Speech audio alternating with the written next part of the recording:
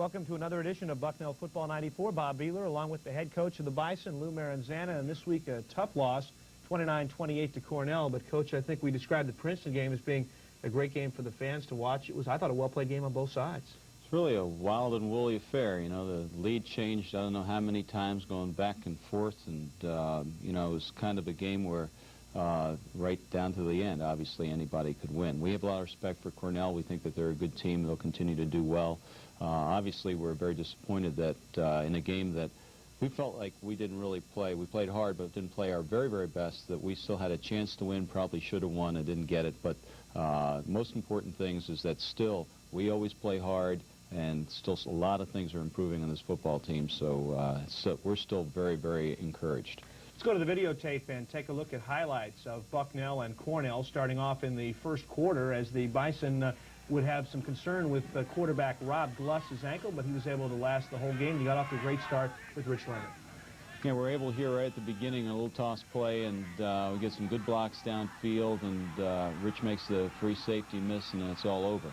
Okay, takes it all the way to the house. Official having a lot of trouble keeping up with Lemon. It's 7-0 Bucknell, just 15 seconds into the ball game. He would rush for 100 yards for his 10th consecutive game.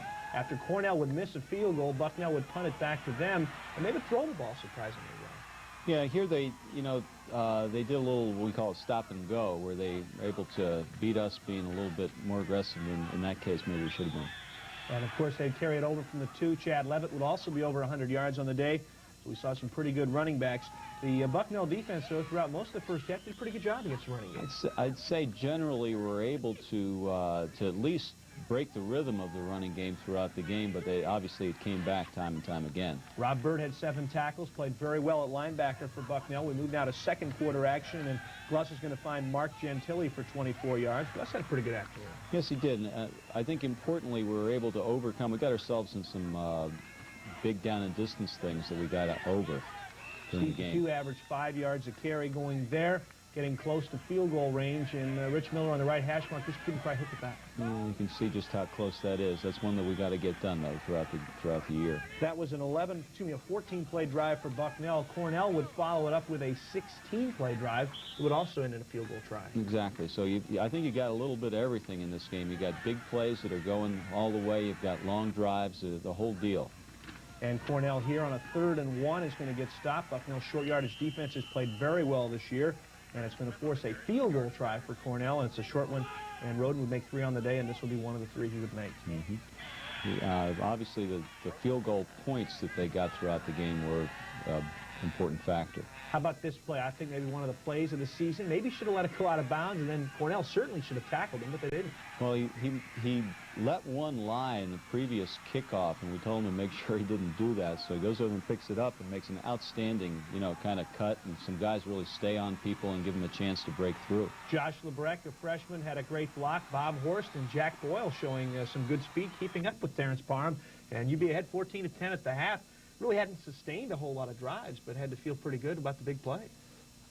We felt good about the fact that we were playing hard and that we had a chance to win. I think it was clear to us still at halftime that we hadn't played our best, and there were still some things that we needed to do better throughout the game. But we knew there's no doubt about it that we felt like we had a hell of a chance to win the football game.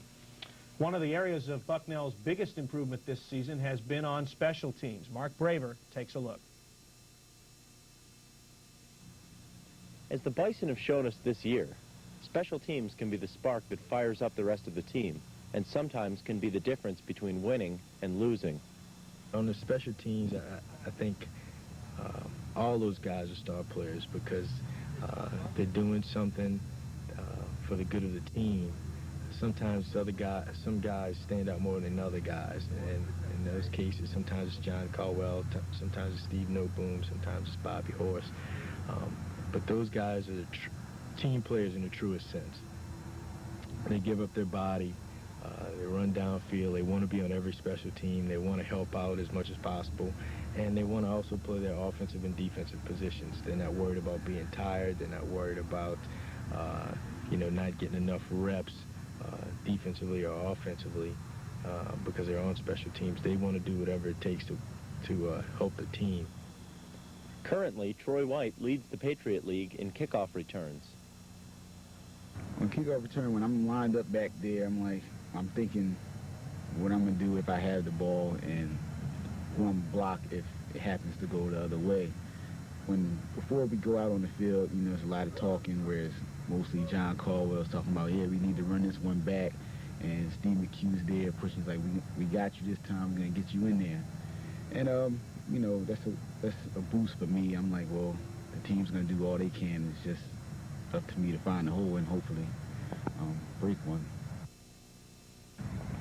I've become more used to the blocks since I first got here. When I first got here, I would just basically get the ball and run where, well, the coach said if the hole's going to be on the right, I just run to the right and just hope that I'm picking the right hole, whereas now that I think I matured and I can see the holes where they're about to break open, whereas compared to I would just hope something was going to happen there. For punt return, I'm basically thinking I got to catch the ball first, the most important thing.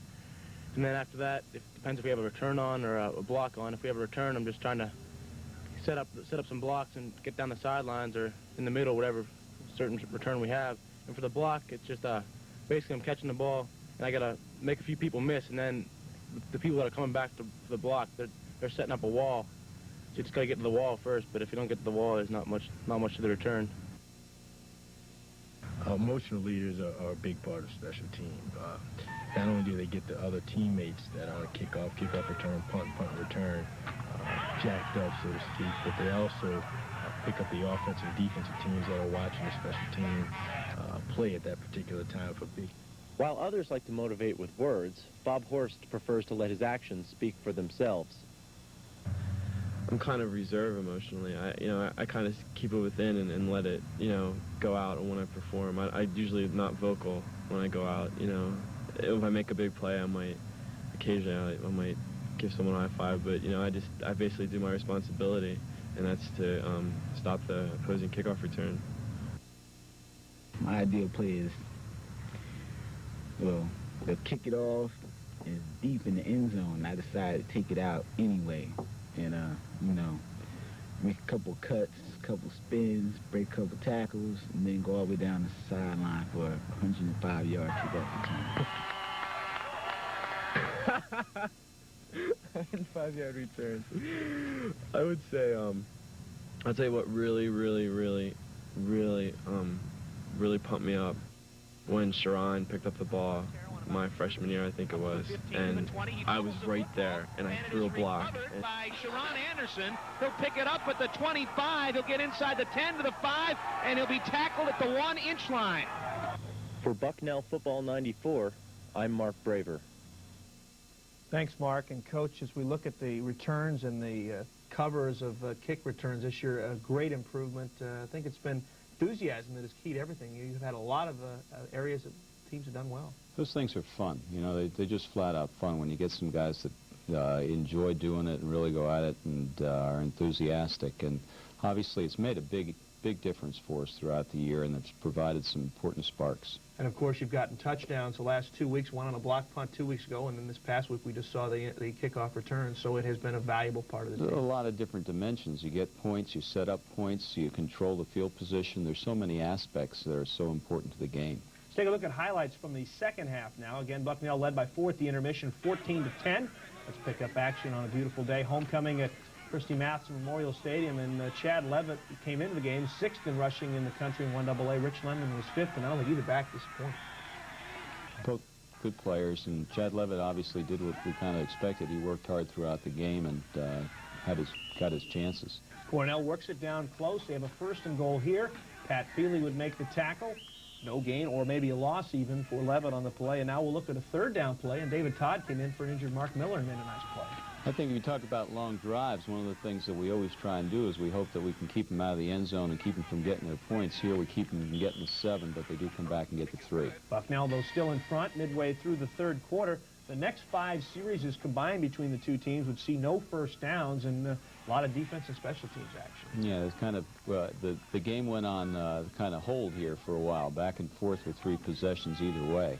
Actually, it might have been just the fact that the defenses on both sides of the ball were dominating there. A very, very short gain, and on 3rd down, a lot of pass rush right here. Guys are really working hard here, you know, right to the finish, and guys running the ball real hard up top. This here is another drive for Cornell. It's going to be a one-play drive for 78 yards on a swing pass, and unfortunately they get Levitt to the outside, and then all of a sudden he's able to outrace everybody for a score. You know, this obviously is one of the biggest plays of the game here, and they make a big play, and it has a big effect. John Castiglia comes up big here on the two-point conversion, stopping Terry Smith, and Cornell would try to take a 7-point lead. Instead, it would be only 5 at 19-14. But I thought a very key point in the game was the very next drive. You had your best drive of the afternoon, coming back to reclaim the lead. I think right at that point, us getting the ball back, even getting some contribution from some other running backs, and just getting right after it and taking it down in was very important. I mean, emotional point in the game. Let's move along to that drive. Bucknell again would march it down for the score that would reclaim the lead. Every time Cornell would score, Bucknell would counter. It would be a long drive for the Bison. And we start with a long pass down the hash mark to Brian Proputnik. It's a guy that hasn't had a lot of chances here, makes an important catch. And this may have been one of the more important plays of the drive. 3rd and 15, we get it to Steve Noteboom. Right, we need to continue to be able to convert those long yardage downs that way. And Bob Horst and Steve McHugh and Craig Svensson would get to work pounding it out between the tackles. Bob Horst on a couple of runs here. He'd also get a touchdown later in the game, and then you go to Craig Svensson, and the second one almost looked like he was in for the score. Exactly. I think he thought a couple of times he was in, particularly on the run. Nice block by Steve McHugh, cutting one of the linemen, and it's like almost he got to the pylon there, but they say it's at the inch line. That leaves you with a 4th and goal. This is a tough decision here now, whether to try and get the 3 points or to go for the whole thing, and we felt we could get it, and we're able to do it. And then the 2-point conversion, great call. Everybody to the right, Gentili to the left. Exactly. Able to run by the cornerback over there, and Rob completes it. You talk about some weird plays in a game that just had everything. I don't think I've ever seen 2 touchdowns on the same drive called back. That was one of them. Exactly. There's a lot of things, you know, everyone likes to talk about officials' calls, and certainly their calls affected some things, but they affected them both ways in terms of against us and against them. So that kind of cancels itself out. Great pass rush there by Ed Berman. John Castiglia would come up with a sack here for the Bison. And your pass rush really teeing off on this drive. And we're going to see another touchdown get called back, and your defense kept responding on this drive.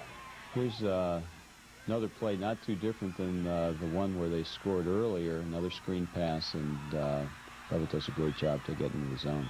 And then Bucknell is going to come up with the second turnover of the game on the next play. Pat Feely will force the fumble. John Caldwell will recover it.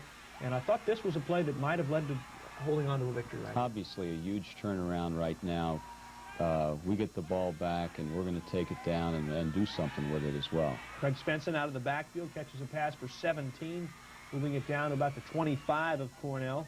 Rod Gluss on the afternoon completed about 11 of 19 passes, and right here I think it was his best pass of the day, threading the needle to Troy White. And here he's looking on the backside and is able to see Troy coming across the middle and gets it in there.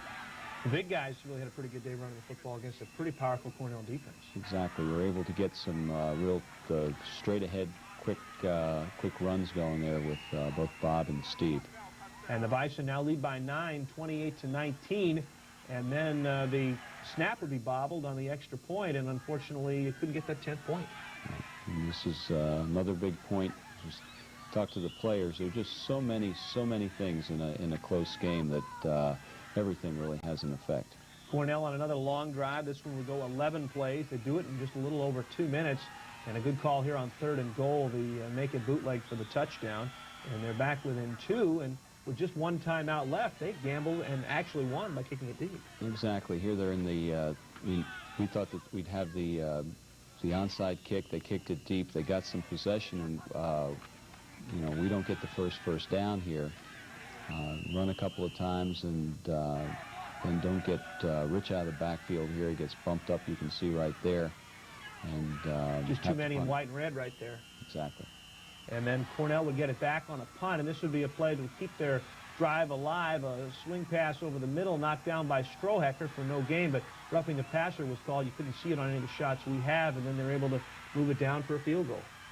They get just close enough, and it's still a long effort, one that they missed earlier in the day, really. And this 3rd down play was key to be able to get out of bounds because they had no timeouts left. Couldn't spike the ball because this was 4th down right here. Exactly. And the kicker Roden would make the 41-yard field goal, and you still had time left for a kickoff. We thought we might have time for a kickoff and another play here.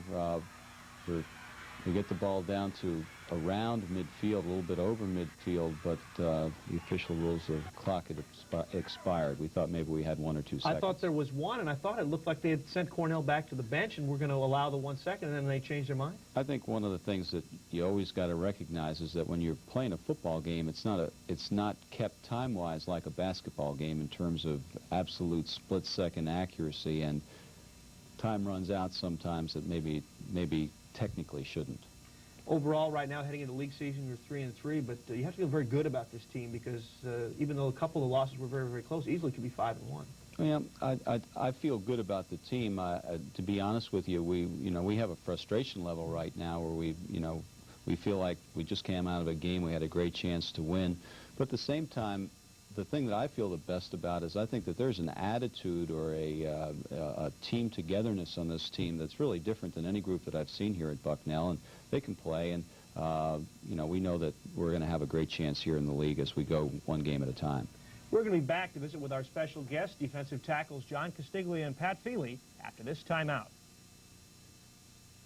And roll inside the 10 to the 9. Parham will pick it up, try to come back to the middle of the field to the 15, reverses field. He'll be tackled back at the 10. No, he won't. He gets away to the 15, to the 20, to the 30. He's in the clear to the 50, to the 40. Bob Horst and Jack Boyle are a convoy with him, and he's going to score. Well, I looked up in the center. It was a middle wedge, and I'm supposed to get up in the middle, but I didn't really see anything, so I tried to break outside, and it's really not what we're supposed to do, but I figured I could beat him outside. And he came up on me, and he had a good wrap on me, but I was able to break the tackle and get right up in the center. Josh LeBrecht made a big block for me on the kicker, and I was just able to go the rest of the distance after that. Yeah, they're a big team, and they'll come at you. They got a big physical running back, and all week we were taught to really attack the line of scrimmage. And I thought for the most part we did a fair job of that all game. We attacked hard and made things happen. This is the Bison Weekend Review. I'm John Terry. Bucknell's women's soccer team won its third straight Patriot League game, 4-2 over Fordham on Saturday.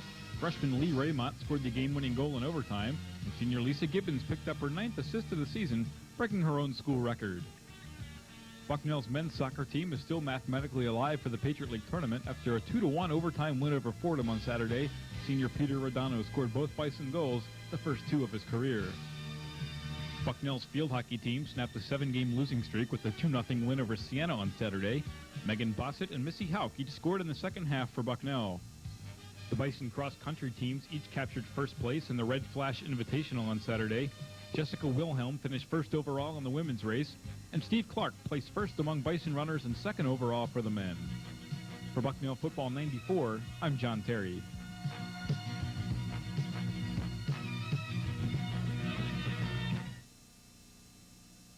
We're back on Bucknell Football 94, joined by two guys who probably play one of the hardest positions, getting all the garbage and things in the middle from the other team's offensive line. That's defensive tackles Pat Feely and John Castiglia. And Pat, why is the defensive tackle position so tough?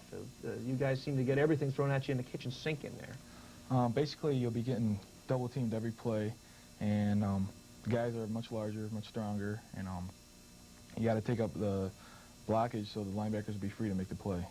Looking at you, you're not a huge defensive tackle. How do you go against guys that weigh maybe 60, 75 pounds more than you do? Being shorter than the average lineman, I have a lower center of gravity. It helps me stay low. I have a above-average speed for a defensive lineman. I use that to my advantage. Now, John, you're also in there at defensive tackle. What are some of the tricks of the trade to get by them for a sack? Use your hands as much as you can. Get around them. Usually on a double team, you try to pick the closest man to you and just push them, drive them away from you. Use all your strength, all your power. Drive your hand through them, basically. Just get right in there. Pull them aside. Work, work, work. Bison have had some good play besides the two of you. Jeremy Patty also plays some defensive tackle. What ways do you think you guys are better this year than you were last year? I don't really know which ways we're better. I think we're better in that we have a better camaraderie with each other. We, Pat and I, we just communicate every play. After every play, every time we come out, we're saying, all right, this is working, this isn't working. Go for this, go for that. basically try to get the offensive linemen out of their game is what we're trying to do. Let's take a look at some of the highlights. We'll ask Pat and John to take us through a couple of their big plays from Saturday. Let's roll Pat's first. Pat, this is a run play. Tell us about it. Well, I was slanting in, and I saw the running back, and I just tackled him with the help of the linebacker. And how about this next play we're going to see, forcing a fumble right here, which Coach Lou said was one of the key points in the game. How do you get the ball away from the quarterback? Coach Meenan has us do a drill. It's a strip drill where you try to punch the ball, and that's what I attempted to do. Your first sack this year, a defensive tackle, a lot of times in the middle doesn't get a whole lot. That had to be a big play for you. Yeah, it was. It was a great play. We're going to take a look at John's plays in a moment. John, we're going to see the one on a two-point conversion, which at the time, obviously, when you've got points in the line, you're backed up. That's got to be a tough spot to be in. Yeah, it was. I was really upset that they were trying to go for 2 points. And I took it upon myself to stop them. Let's take a look at it now. John's play on the two-point conversion, I believe, with the first play we'll see right here. John, you made the play by yourself. I really didn't see this play that good. I could see that I really didn't. I extended it fully into that guy. And then as Pat had a sack early, it was a big day for defensive tackles, and you said you knew the guys that were involved in this play. Yeah, I played against 51, and that QB is a quarterback in high school with me. Deja vu all over again. Have a sack against him before? No, never did. I said I was going to get him when we were at home, talking all the time, because we worked out together at home. I said, yeah, I'm going to get you. I'm going to get you. And, John, in addition to you knowing some of those guys against Cornell, you and Pat played against each other in high school, too. Yes, we did. I played against them for 3 years. Never knew them, though, but played against them. Pat, no, you guys didn't know each other, you said before? I knew of John Castiglia, the football player, and that's about it. As we look now to the league season as it's coming along, Pat, the Bison, obviously one of the favorites for the league this season. You guys have to feel pretty confident coming into the start of the league season Saturday with Lehigh. Yeah, it's going to be a tough challenge this year to beat every team. I think every team is capable of beating any other team in the league. We're just going to have to play hard and beat the opponent ahead of us. John, last year you guys did a great job against Lehigh pass rushing their quarterback. This is going to be one of the teams that's going to keep you guys on your toes because they're going to throw the ball all day. We did a lot of stunning against them last year, a lot of maxes, rips, where defensive ends coming inside, we're going outside, or tackles going inside, another tackle's going around them outside. I think that worked basically because the Lehigh's pass protection is on the line of scrimmage. They don't drop back. That's how it works with that. Pat, easier to go against a passing team or a running team, or does it make much difference for you guys? I actually like a running team because you clog up the middle and hopefully make the play, have the linebackers make the play. So. Well, we want to thank you guys for being with us on the show. As we finish up, Pat, maybe tell us what you're majoring in. You're both seniors, maybe what you got planned for next year. I'm a senior. I'm a psychology education major. I'm not sure what I'm going to be doing next year. I don't know if I'll be here or at home. John, what about you? Business administration major. I really have no plans for the future right now. Just in 5 weeks of my future right now. Well, how about this week, at least one sack for each of you against the Lehigh quarterback? That'd be great for me. John Castiglia, Pat Feely, our guest. Coach Lou will be back to talk about the Lehigh Engineers after this timeout. Since 1846, scholars have come together at Bucknell to ask questions and explore answers. Inspired by the fresh spirit of the newest students and the seasoned wisdom of the faculty, this meeting of minds fosters achievement. Bucknell professors enjoy national reputation, and Bucknell students are known for their intelligence. Their lively exchanges extend from classrooms and seminars to informal meetings in faculty offices and the campus snack bar. Bucknell is a comfortable place for the tradition of the classics and the demands of today's society. The arts, humanities, and sciences thrive alongside professional programs in engineering, education, management, and music. The environment for this growing diversity and the ongoing meeting of minds is a very beautiful campus in central Pennsylvania. Bucknell's stately buildings and beautiful trees and gardens provide an ideal collegiate setting. Bucknell, with 3,300 undergraduates and over 260 faculty members who sustain the spirit that is this university and who carry it with them throughout their lives.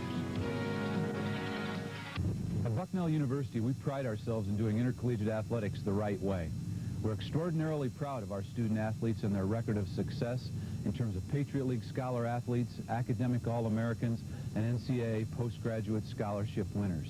In addition, our graduation rate of student athletes has been #1 in the country over the past 3 years. The goal of the athletic program at Bucknell University is to provide a competitive Division I experience for over 750 athletes in 26 men's and women's varsity programs. In order for us to enjoy our current level of success, we need your help. You can support our student athletes by joining the Bison Club. I'm certain that the self-satisfaction that you gain from assisting student athletes to have a quality, competitive Division I experience will be well worth your while. On behalf of the student athletes at Bucknell University, thank you. For more information, write to the Bison Club in care of Bucknell University or call 717-524-1358. Patriot League part of the schedule will start on Saturday. Bucknell and Lehigh, both winners of 3 games, right now look to be the favorites. And Coach, to beat Lehigh, I think the guys up front, guys like Castiglia and Feely, and the guys up front with them are going to be having to rush the passer, do a pretty good job to win the game. Every week, the guys up front really are the heartbeat, and they set the tone for what's going to happen on both sides of the ball, and we're going to count on them greatly. And, you know, I was just thinking that one of the things that John said about their camaraderie is really, I think, one of the things that's most notable about that group. They just play together and play so hard together. It's really fun to watch. Will it be maybe easier to attack Lehigh after playing at Towson and Hofstra, teams that like to really throw the football? I don't know. Playing a good team ever gets a lot easier. It gets easier when you get better.